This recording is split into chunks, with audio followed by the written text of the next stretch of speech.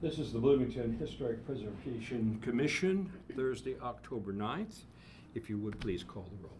Sure. Duncan Campbell. Present. Drew Heron. Here.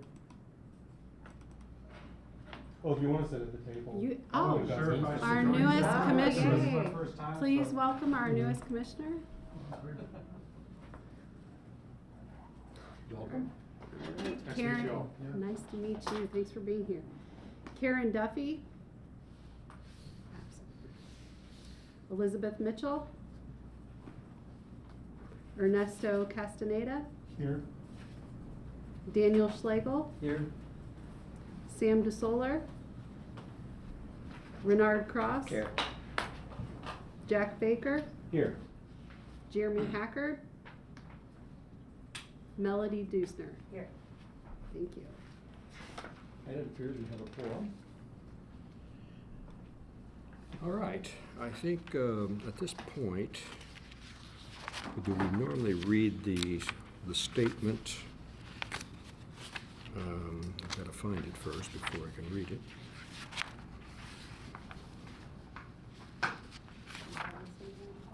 It's in there. Yes, it is, and I just not finding it at the moment. I'm on the wrong page, I think. That's this all, isn't it?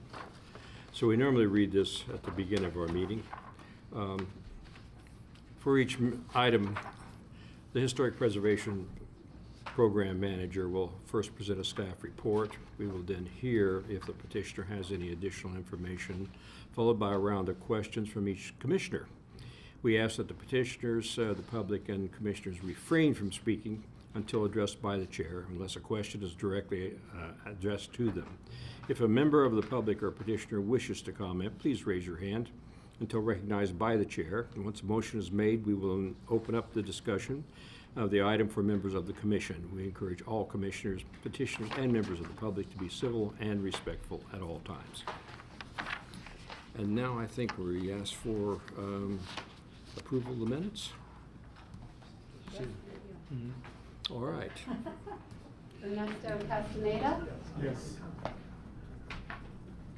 Daniel Schlegel. Let me get a motion Oh, on the floor first. Get a motion to approve meeting notes from last hearing. I'll second. All right. All right, if you would please call the roll. Thank you. Ernesto Castaneda. Yes. Daniel Schlegel. I'll abstain. Okay. Bernard Cross. Yes. Jack Baker. Yes. Jeremy Hackard. Melody Dusner. Yes. You have 4. Motion carried. Yep, motion carries. So, we're ready for you to begin? So starting off with certificates of appropriateness, we have one staff-approved application today. This is COA 2567 for 908 South Rogers in the McDowell Historic District. Petitioner is Sam Parmenter. The request is for the installation of rooftop solar panels, and staff approves COA 2567. Because the proposed rooftop solar array places panels on contours that fit the pitch of the roof, and the current roofing material is asphalt shingle, there's no additional concern about damaging or obscuring more significant character-defining roofing material. All right, thank All you. right. Anything else you want to add to that? No, that's all I have for that. Okay. Then we'll move on. Okay, moving on to commission review for certificates of appropriateness. First item, 702 West Kirkwood in the Near West Side Historic District. Do we have anybody either present or in person or online for this item?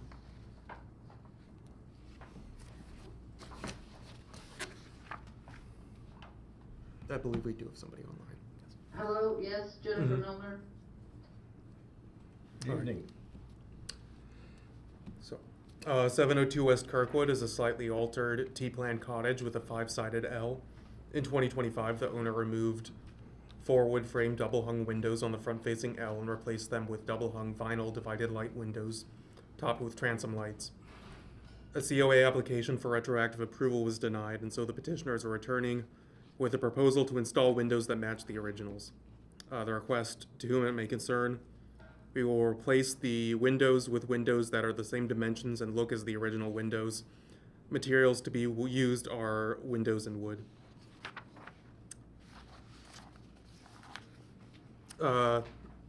Further clarification was added that the openings of the replaced windows are 84 5/8 inches by 34.5 inches, and the width of the old windows and the replacements would be 78 inches by 31 inches. Staff recommends approval of COA 2559. Although clarification will be needed on the exterior trim of the windows proposed, replacing the former windows with custom windows built to size and the configuration of the originals, which still exist elsewhere in the house, would resolve the outstanding violation on this property. I'm sorry, can I interrupt for a second? We have duplicate COA numbers on the agenda, Sure. and I just want to clarify, maybe by address, what case we're talking about. Staff 58. review and the 212 West Kirkwood are listed as the same COA number, at least on the agenda. Oh, on the agenda. Oh, I'm sorry, on the agenda, and this one is correct. Sorry, I'm Okay. sorry, I called you out. No, I'm sorry about that. Nope, it's the next one, sorry. Okay. So for clarity, we're on COA 25-50. Yes, and Yes. this is correctly numbered, I apologize. Okay.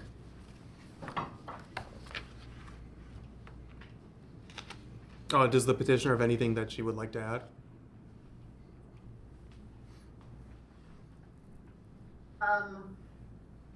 I guess I'm confused. Are you just gonna be ruling on if I have till the next meeting to provide you with the samples? Right, the petitioner couldn't be present today in person. I mean, there's the option of tabling this. There's going to be a vote one way or another, and right now it's on the item that's been submitted.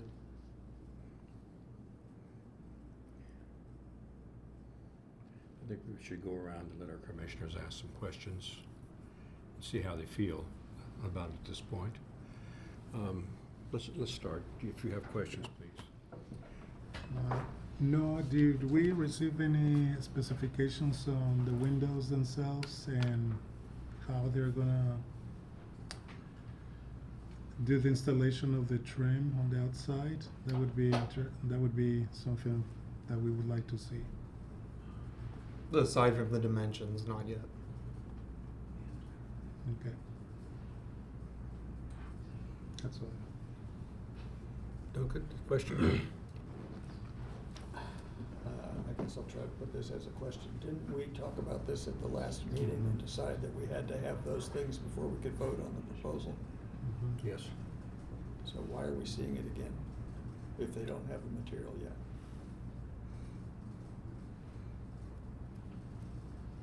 Good point. I don't know who that question is directed to, maybe you know of, but if we don't have the stuff we requested, Well, I mean, because the vote was to continue, it's back on the agenda, but we don't, or I don't have any new why is it information. back on the agenda if we haven't received the information that we requested? That's- Well, it wasn't voted, there wasn't a yes or no vote, so, this application, it wasn't denied at the last meeting. It was, tabled, so. It's back and we just tabled. don't have the new information. My understanding was it was tabled in lieu of receiving this information. We have not received the information for some time, though, from the petitioner. So that's what we need. So I think we're. Unless some, I mean, did I miss something? No. It seems to me we're at the point of either denying the petition or passing it on to the next meeting with the expectation that we would get information.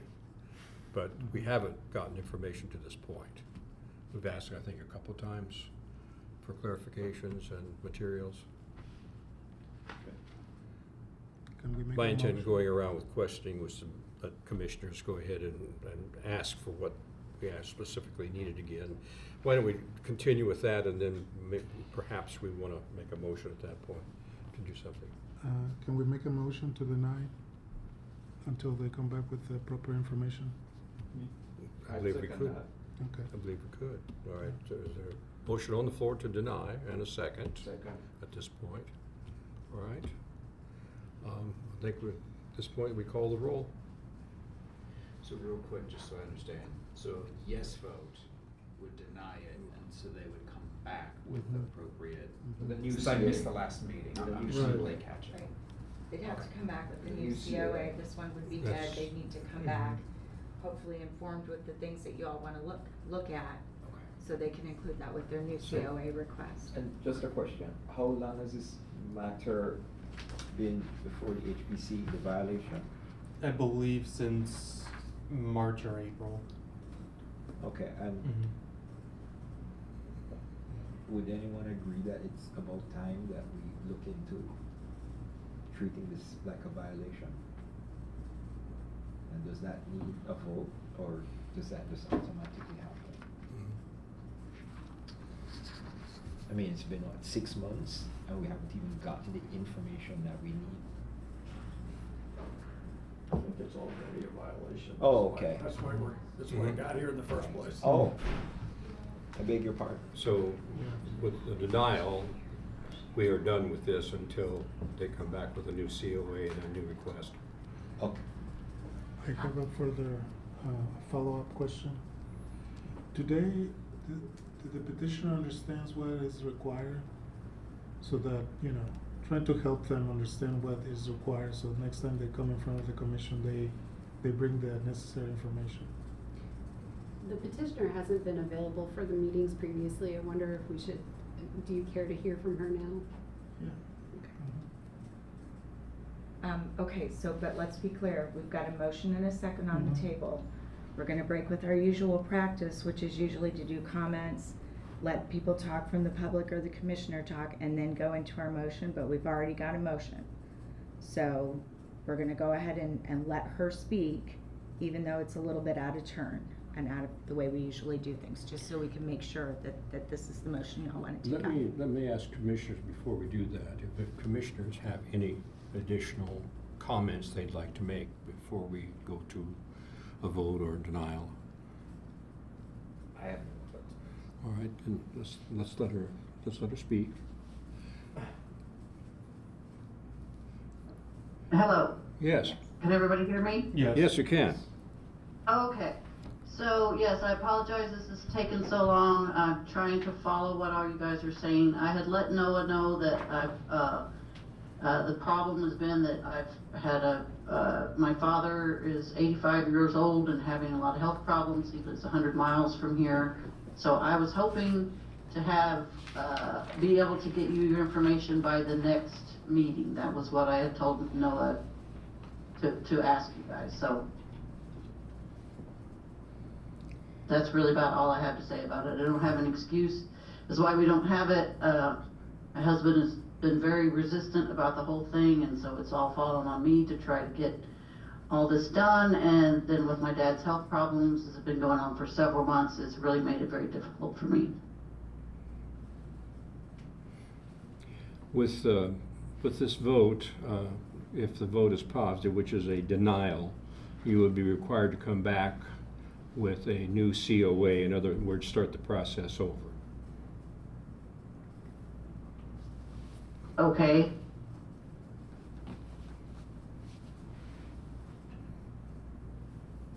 I guess I'm just confused as to, it just seems like that's gonna make it take longer, but we can do it, you guys are in charge. If that's what we need to do, that's what I'll do. And the vote's taking place because we have not received the materials that we've asked for over the past several meetings, so we think it's appropriate at this point to at least Sure, put I out for understand. a vote, I whether we want to understand. deny or not. So with that, let's call the roll. This is on the motion to deny, so a yes vote Yes, means a to yes is deny a this denial. application. All right. Ernesto, Yes. Daniel, Yes. Bernard, Yes. Jack, Yes. Melody, Yes. motion carries. All right, motion passes. Thank you. Are you recording? Yeah. So Jack, should we wrap up with this petitioner really quickly? So ma'am, you have an opportunity to submit a new application. Yes. You know what the commission has requested, so that should be part of your new application that you submit, hopefully in a very timely fashion, since you think you'll have the materials by the next meeting. All right, thank you. Thank you. Thank you. All right, then to move on. All right, moving on to our next item. COA application 2568 for 212 West Kirkwood in the Courthouse Square Historic District. The petitioner is Ron Walker. Built in 1882, the Bundy Hotel, or the Irish Lion Building, retains all of its original ironwork with its pressed cornice and brackets and modillions, and the cast iron columns with their fluting and detailed bases and crowns.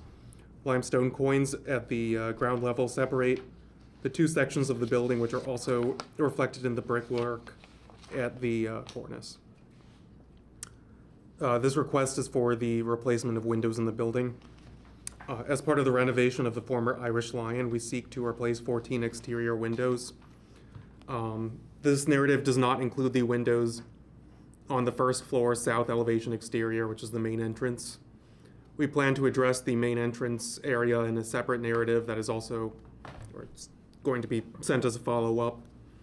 We are seeking to replace the existing windows with windows that match the pre-1980s windows, which are 1/1 with no muntins. None of the current windows being replaced are original to the building. We believe that the current windows were installed in the 1980s. These wood windows have suffered significant deterioration and need to be replaced. The description below aligns with during the operation of the Irish Lion. Okay, going back, I skipped a bit, okay. All proposed windows will be pine clad and the color will be black. During the operation of the Irish Lion, the east alley windows did not actually function as windows. A couple of windows were covered with plywood, and one window opening was actually a solid door that was not utilized as an entrance or exit, and that we are also converting into a window. The description below aligns with the Pella proposal attached as part of this application, which you can find in your packet. See here images of what the building looked like around the turn of the century, as well as in 1978 after it was acquired by the previous owner. So that's what the original windows would have looked like. Staff recommends approval of COA 2568. While the Irish Lion building was acquired and renovated in the 1980s, replacement wood windows were installed with the 6/6 configuration. Photographs of the building dating back to at least the turn of the century depict 1/1 double or single hung windows on the primary elevation.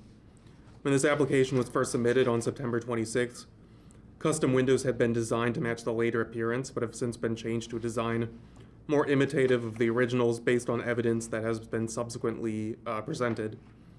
Some openings on the alley side have been boarded up for years and are missing their original fenestration. In this case, reopening these spaces and installing windows is encouraged. While unclad, wooden window frames would bring the new windows more in line with the original appearance of the building. The original windows are not being replaced in this instance. Is the petitioner present?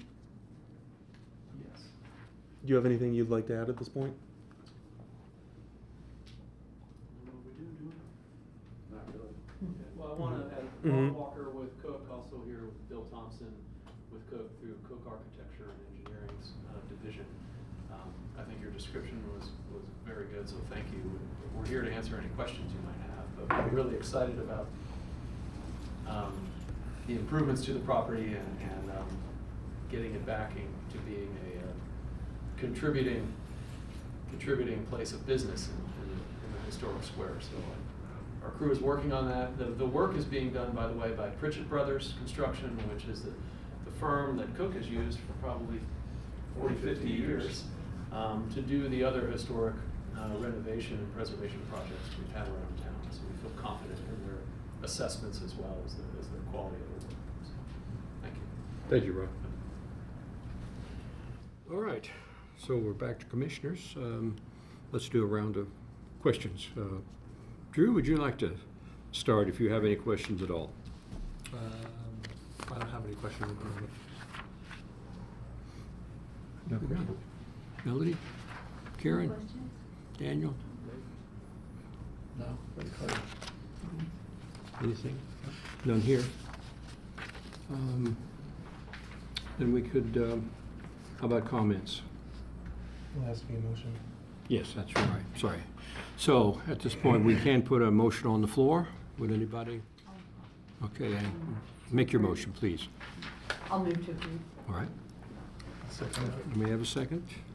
Okay. All right, let's go around and any comments that you have. No, I don't have any comments. Thank you. Duncan, anything? Just glad to see it happening. I've been worried about this building ever since Larry McConaughey let go of it. And glad to see it's in good hands. I'm just excited as well. I can't wait to see the finished product, so appreciate that. Same on that point, and also I want to thank you for the clear materials and all the photographs, historic, present. It was just a joy to look at it, really. Yeah. Glad to see the boarded up windows and closed up areas coming back into use. Oh, I like it. I'm glad to see it happen. Anything, Drew? I think the proposal is great, and especially with all the details that they went into to outline the project itself is fantastic, so I don't have any other comments. I'd say, Ron, thank you. That looks like a great project to me, and that building, I know it needs a lot of work, but we don't want to see that building ever go away. I have high hopes for it at some point. I loved it as a bar. I thought it was a true pub in the city, and rather than a bar, it was a true pub. I enjoyed it for that. So with that, I think we're ready to call the roll. Alrighty. Ernesto? Yes. Daniel? Yes. Renard? Yes. Jack? Yes. Melody? Yes. Motion carried. All right, thank you for coming in. Thank you so much. Yeah, thanks to you all. Thank you very much. All right. All right. We are now ready for some DD work, are we? Yes, we have one demolition delay this evening. Demolition delay 2525. Address is 503 North Rogers. The petitioner is Kim Leanne Horn, represented tonight, I believe, by Carmen Deaton. Is that right? Yes, can you hear me? Yes, we can hear you. Perfect. So this includes three contributing resources on the lot at 503 North Rogers, which at one point was the Shawning Stone Company mill. The mill building is no longer standing. Anyway, poor background. In 1916, Irving Fell purchased the Shawnee Stone Company mill and quarry and used the land to start a company buying and selling iron and steel.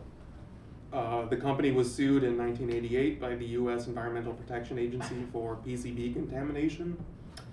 In the early 1990s, 27,000 tons of soil were removed from the site, transported to a landfill in Utah. In 1996, Harold Dooms bought the company and renamed it Bloomington Iron and Metal. There are three contributing structures at the site. A two-story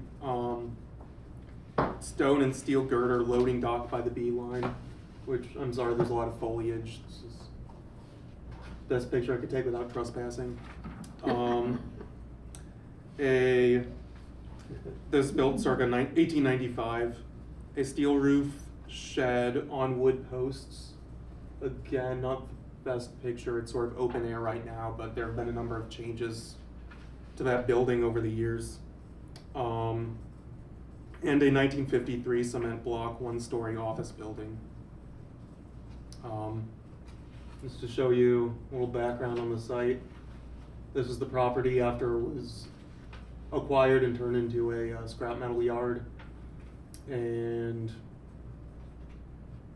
at a point at which all the resources that we're looking at are still in place, but older ones have been demolished.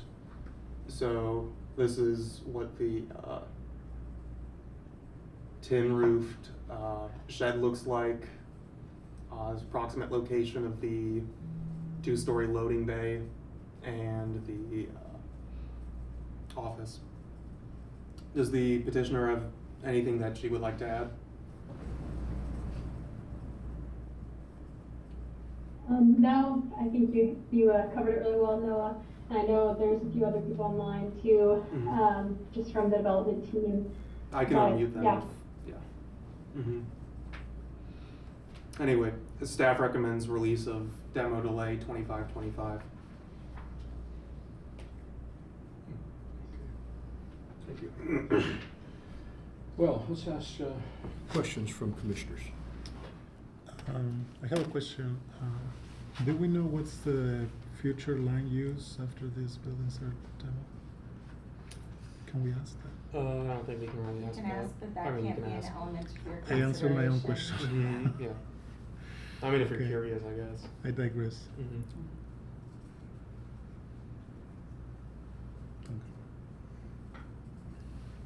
Well, as someone who is interested in the history of the limestone industry and, you know, slightly more than an amateur expert on it, I always am trying to get people to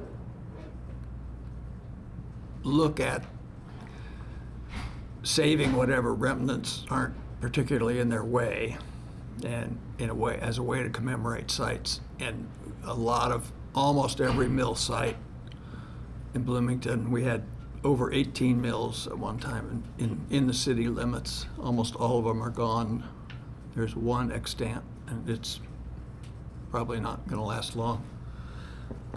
So I guess my question is would it be possible to, particularly the iron loading dock configuration up by the trail seems to be marginally on the margin of the property, and I wonder if it would be possible to save that as a way of commemorating the site and the industry that has clearly put Bloomington on the map.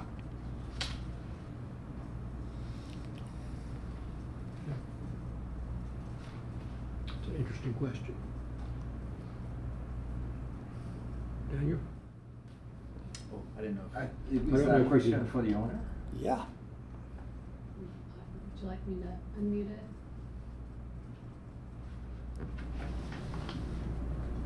Yeah, I guess I will, if you could unmute John.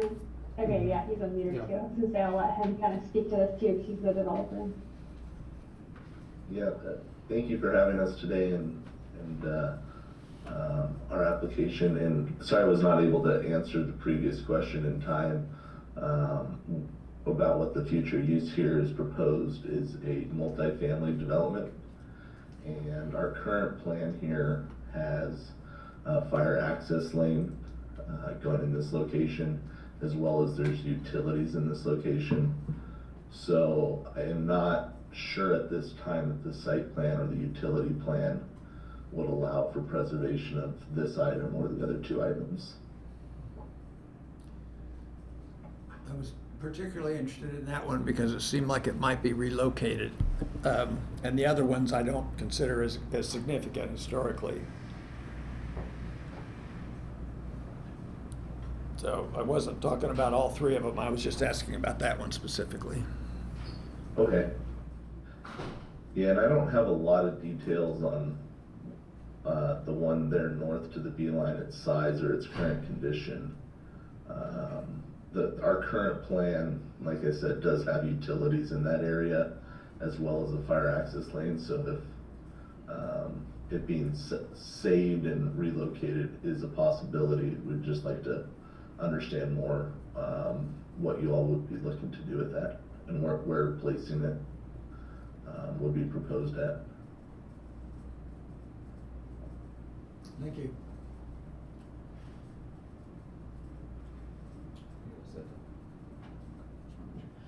Beyonce, my question would be very similar to Duncan's, is with all the quarries and the mills that we had here, is if there was gonna be any sort of representation or acknowledgement of what the site was, somehow, just because, like Duncan said, I mean, this is really what put Bloomington on the map and attracted the start to a lot of stuff. So even if you can't save some of the stuff, would anything like from the site or either inspired by or repurposing some of the items, is that at all possible or something you'd look into? Yes, it's something we could look into. We're always looking to make sure that our proposed buildings integrate into the community, and taking the history of this site is always something that we try to do when possible. So if there's something that could be done here, we would be open to that. Okay, I just think it'd be very twisted irony to put up brick buildings on a stone quarry site, so that's also my 2 cents, so. Thank you. Karen? I don't have any questions. Melody? Duncan already asked mine. Any questions? I do, but Duncan, I like that thought, and I'm wondering if it couldn't be treated more as a sculptural element, and if it has to be moved somewhere else on the property, I'm inclined to transfer this down perhaps to another meeting and give our petitioners time to look into this and see if it is a distinct possibility to retain this and put it elsewhere on the property or leave it where it is. Does that make sense to anyone else? Mm-hmm. Yeah, I guess I have, because of Snow acknowledged, the photograph is not very clear, and I don't really have a sense of the full scale of the object. And so I don't, I asked the question, with some hopefulness, but I don't really have a personal opinion about whether it's actually possible to move it.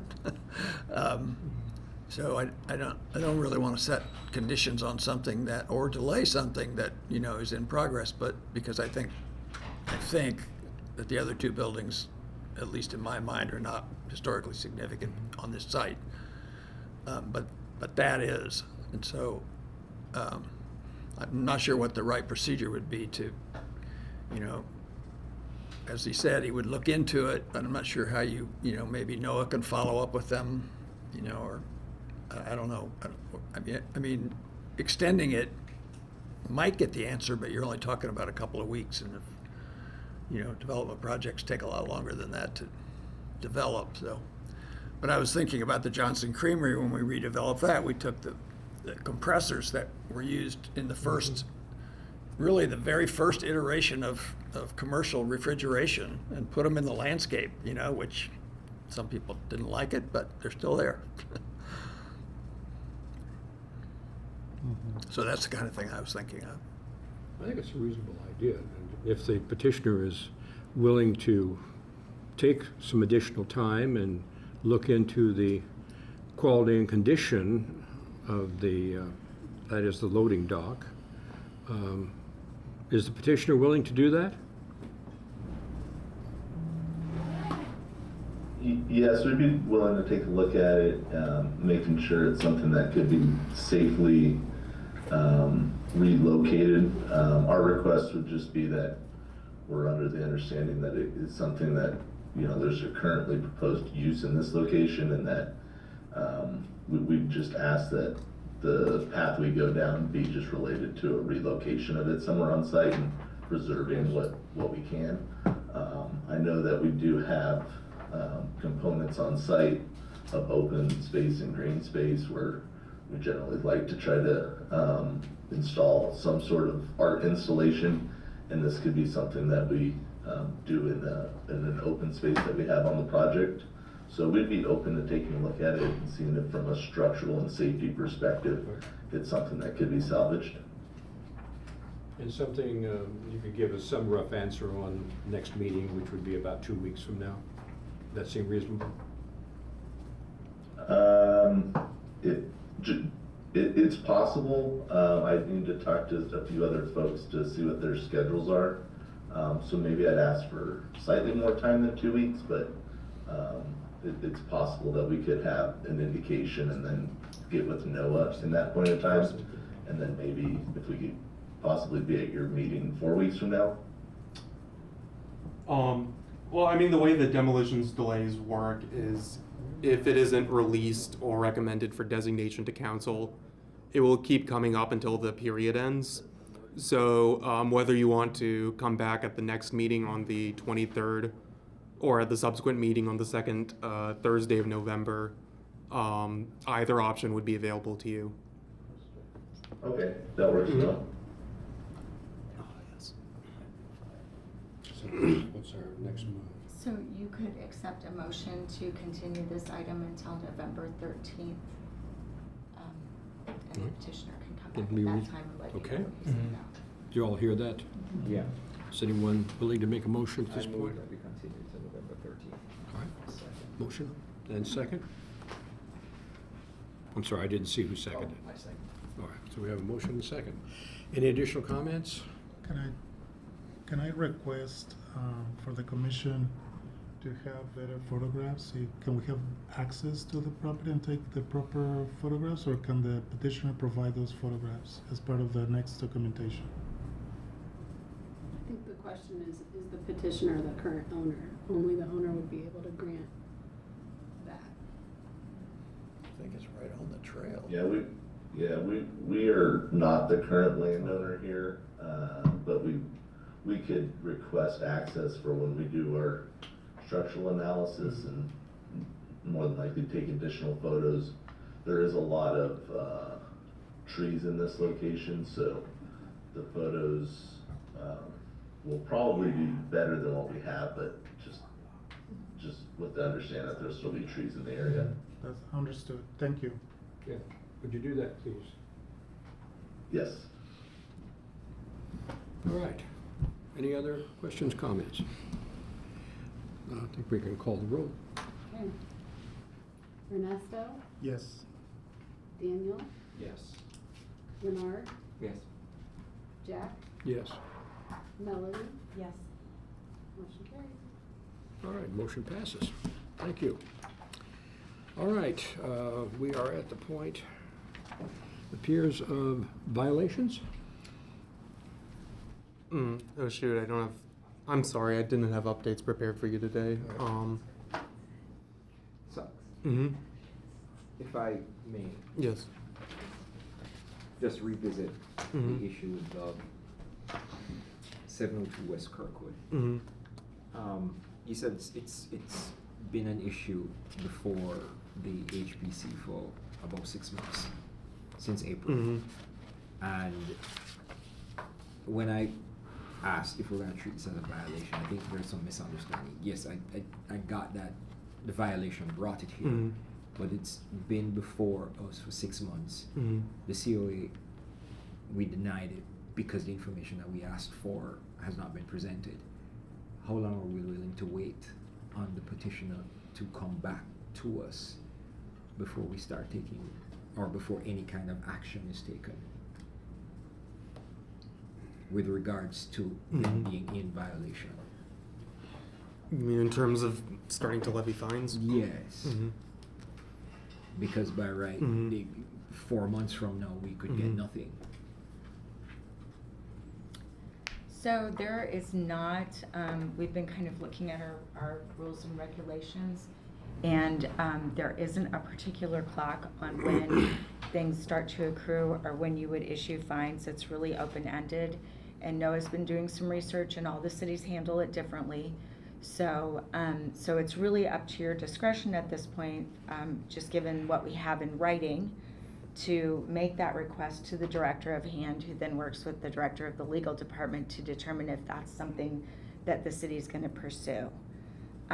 So right now, the petitioner's been asked to come back with the new COA, and I think if that doesn't happen within a time frame that you think is appropriate, then maybe you do want to make a formal request or a motion to request that fines start to be assessed on it. But there really isn't guidance or any firm rule in terms of how that is supposed to happen or when that is supposed to happen, Bernard. Well, I would petition the chair to coordinate it with the city. I mean, I think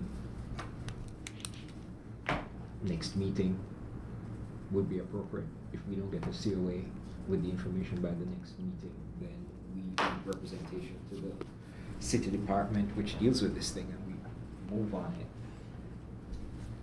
That would be me, and so then we'll try to look at it. Let's give her until the next meeting, and then at that point, we'll have a conversation with our legal team. Thank you. I think the other thing that, I mean, please move on to new business, because this flows right into the next item, which is... Okay, great. I sent all of you an email about this, where City Council has finally agreed or extended an offer, I guess on their part, to have a meeting with us to discuss really any topics related to the Historic Preservation or the Historic Preservation Commission. I came up with Council Member Cindy Zulik a number of topics that we might want to discuss that were mostly things that she had questions about, but this is also an opportunity if you have questions or concerns that you'd like to raise during this meeting to bring up to City Council, including some of these, again, ongoing questions we've had about enforcement, getting new commissioners, things like that. So anything you want to bring up during this at this point, or you want to reach out to me about, we can try and get that addressed in this meeting. It'll be on October 15th at 6:30 p.m. in City Council chambers. So the invited parties would be anybody who's on the Historic Preservation Commission, as well as anybody who's in the City Council, and our staff here. Unfortunately, Anna won't be able to make it. I mean, Anna Killian Hansen. I don't know if you'll be able to make it. Okay. Other Anna will be able to make it.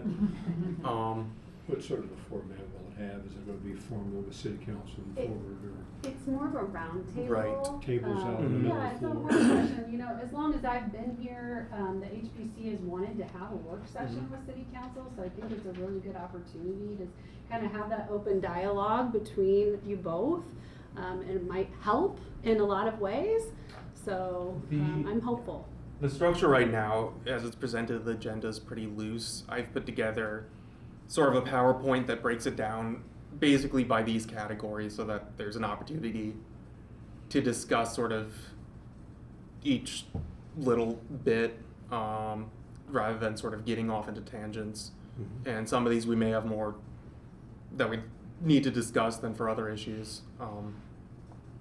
So also I think, you know, just as a heads up, start thinking about anything that you might want to discuss at this upcoming meeting. And obviously as many of you as can make it, I'd be happy to have. And, you know, I think like Duncan says, it's important that, you know, people show up to these things.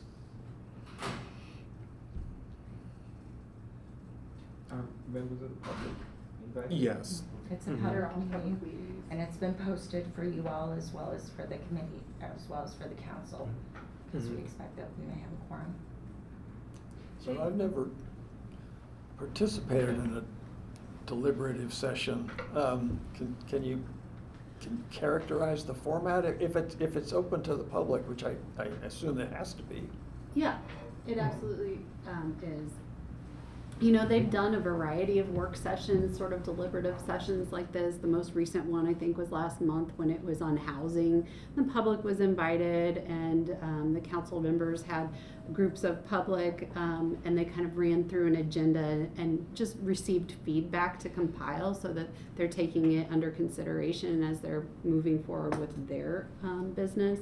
So this is going to be more of a roundtable setup, I understand.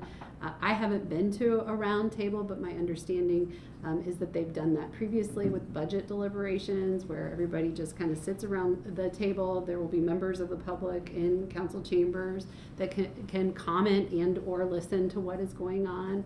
The agenda I saw looked pretty good. I mean, it was a very interesting, was not inflammatory. So it looks like the agenda that was presented, public comment is at the end, so after the roundtable discussion, if I'm understanding it correctly. Mm-hmm. Thank you. It's a good opportunity. I think so. Most of the council has given the HPC a lot of latitude in setting its own processes by establishing rules and regulations, and that flows down from state law.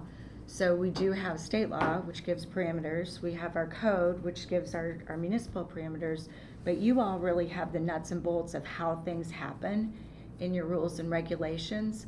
So while we may want to look at addressing some of those things, there may be some changes that rise to the level of a code amendment, and it would be really helpful to have a councilwoman who's invited you to come to a joint meeting to help us usher that through should you want to pursue a code change and need to get that approved by the city council. So this really is an opportunity to work with a council member who's expressed some interest in the issues that you all deal with. Okay. Questions? This is not an easy code to change because of state enabling and federal enabling. That's Yeah, very true. I've included Largely some misunderstood point. Even in their invitation, it was misunderstood. Well, I've included some materials to send out that include the state enabling legislation, because most of what we have in our code comes straight from that. I think a lot of this is an educational opportunity on both sides too. Yeah. From their perspective, what they hear, what they have to deal with. From your perspective, what you hear, what you have to deal with, and what the regulations are. So just, it's a level set conversation, I would imagine. Closes the gap a bit between Yeah, the two organizations. exactly. We tend to be not at opposites necessarily, but aloof. And it's always better to get to know your person on the other side. Oh, sorry. Colleague?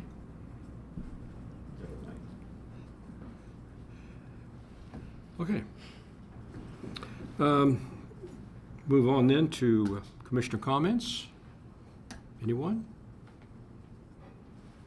All right. We have. Chair, would you like to welcome our newest member? I would like to welcome Drew. I said hello on the way in, but let's give you a formal hello. Nice to see you here tonight. It's Drew. nice to meet you all, and thanks again for having me. Are you here as a voting member, or are you? I'm non-voting. Okay, good. I'm so happy to have your comments. You and Duncan and Karen all help us out. Yeah, absolutely. Put us back on the straight and narrow. Thank you. Also, if I could get a head count of who thinks that they might want to attend the session next week. Okay. Well, I had heard back in an email from Sam, so it should be a good show. Yes. Mm-hmm.